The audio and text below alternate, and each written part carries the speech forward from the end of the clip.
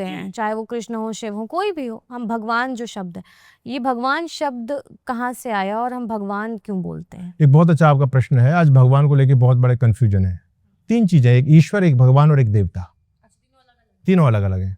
हम लोग तब कंफ्यूज हो जाते हैं जब हम तीनों को एक कर देते हैं। देवता तो चलो अलग है, पर क्या ईश्वर और भगवान? हाँ, अब उसको समझने की बात है।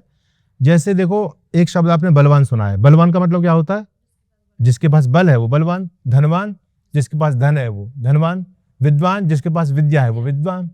इसी प्रकार जिसके पास भग है वो भगवान। भग मतलब? भग यानी ऐश्वर्य। भग कहते हैं ऐश्वर्य को। और 6 प्रकार का ऐश्वर्य गिनाया गया। ऐश्वर्य से समग्र से भगत से यशस्श्रिय ज्ञान वैराग्य शैव षण्णाम भगति रणा। ये पुराण का श्लोक मैंने आपके सामने बोला है। जो ज्ञान विज्ञान वैराग्य विभूति आदि जिनके पास में होती है वो इंसान ही भगवान कहलाते हैं। भगवान यानी महापुरुष, जो एक मानवता की, इस मनुष्यता की कोटि से बहुत ऊपर उठ गए। जैसे देखो, भगवान का मतलब दुनिया को बनाने वाला नहीं है। जैसे लोग कहते हैं, जैनी लोग कहते हैं भगवान महावीर, तो क्या महावीर जी से पहले दुनिया नहीं थी क्या? भगवान बुद्ध, क्या बुद्ध से पहले दुनिया नहीं थी? भगवान शंकराचार्य, क्या शंकराचार्य जी से पहले दुनिया नहीं थी? भगवान दयानंद।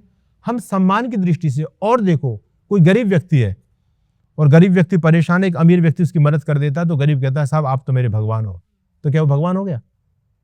तो भगवान का मतलब जो एक मनुष्यता की कोटि से ऊपर उठ करके, जो जिसके अंदर दयालुता है, मानवता है, प्रेम है, करुणा है, ज्ञान है, वैराग्य है, ये सब विभूतियां जिसके पास में, उसको भगवान कहते हैं। भगवान का मतलब होता है महापुरुष। तो कृष्ण महापुरुष थे, भगवान थे। राम महापुरुष थे, भगवान थे। शिव महापुरुष थे, भगवान थे। ठीक है। ईश्वर कौन? हाँ, ईश्वर। ईश्वर वो है जो इस पूरे अखंड ब्रह्मांड नायक है, जो पूरे समष्टि को, पूरे संसार को, अरबों खरबों गैलेक्सियां हैं, आकाश गंगा है, उन सबको बनाने वाला एक ही जगत पिता परमात्मा है, जो निराकार, जो चेतन तत्व, जिसका मुख्य नाम ओम है, जिसकी उपासना कृष्ण भी करते हैं, जिसकी उपासना राम भी करते हैं। शिव भी ओम नमः शिवाय का जाप कर रहे हैं।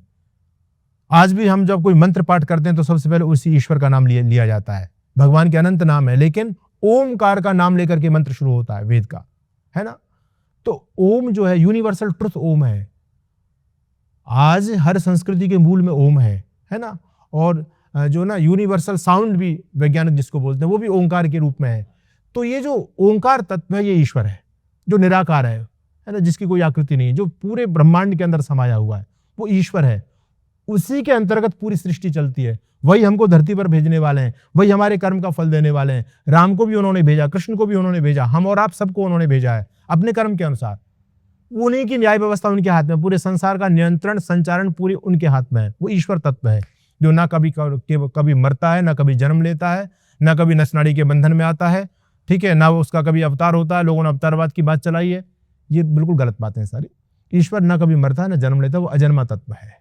चलिए, बहुत तो बहुत एक ईश्वर, एक भगवान यानी महापुरुष। अब जो ईश्वर है, अच्छा, उससे बड़ा ऐश्वर्यवान कौन होगा, है ना। वो तो समग्र ऐश्वर्य युक्त है, तो उस ईश्वर को भी हम भगवान कहने लगे हम, है ना। लेकिन जो रामकृष्ण है, ये भगवान तो, ये ईश्वर नहीं है, ये महापुरुष, ये महापुरुष है, ये भगवान, ईश्वर नहीं हो सकते। ईश्वर को हम भगवान कह सकते हैं, पर भगवान को ईश्वर नहीं कह सकते। हाँ। अच्छा, तीसरी बात, देवता आप सभी जानते हैं, जो दिव्य गुणों से युक्त हैं, जो हमको दे रहे हैं, वो सभी देवता, वो जड़ भी होते हैं, वो चेतन भी होते हैं, है ना। तो हमको जो उपासना करनी है वो ईश्वर की करनी है, किसी व्यक्ति की उपासना नहीं करनी है। राम भी मृत्यु को प्राप्त हुए, कृष्ण भी मृत्यु को प्राप्त हुए, है ना। जो चेतन तत्व है, ओंकार, जिसकी उपासना कृष्ण करते थे, राम करते थे, उनकी उपासना करनी है, वो ईश्वर तत्व है, वो ओंकार है। चलिए, आपने ये एक बहुत अच्छा कंफ्यूजन दूर किया कि ईश्वर, भगवान और देवता के बीच में क्या अंतर है और क्या डिफरेंस है।